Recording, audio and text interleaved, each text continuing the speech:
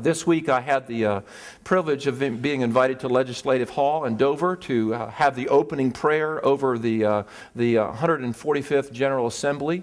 And the reason I was invited there was because Ruth King is a part of our church. Ruth King was recently elected as a representative to the House of Representatives, representing the 37th District, which is Georgetown and Lewis. And so Ruth was being inaugurated that day, so she asked if it would be okay if I came and said the prayer over the Legislative Assembly. Now, I had never prayed over the Legislative Assembly before, wasn't sure what to pray over the Legislative Assembly.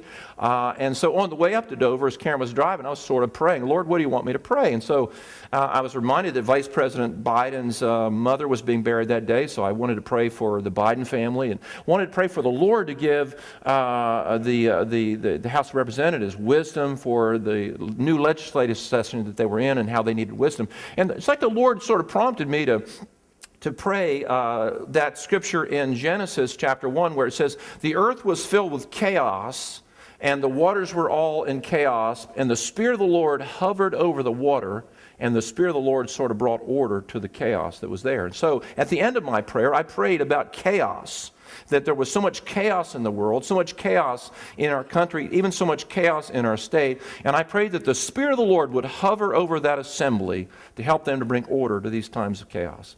I walked down from saying the prayer at the rostrum there, and a very seasoned representative shook my hand and said, fine prayer, son. How did you know that chaos reigns up here all the time? I said, well, I just read the paper, sir. I just read the paper. But after I got done praying, Ruth King and her husband Stanley were called forward, and there Ruth King put her hand on a family Bible, and she gave the oath of office, and she'll be representing us in the 37th District, and she's part of Bayshore, and Bayshore is sort of praying for her.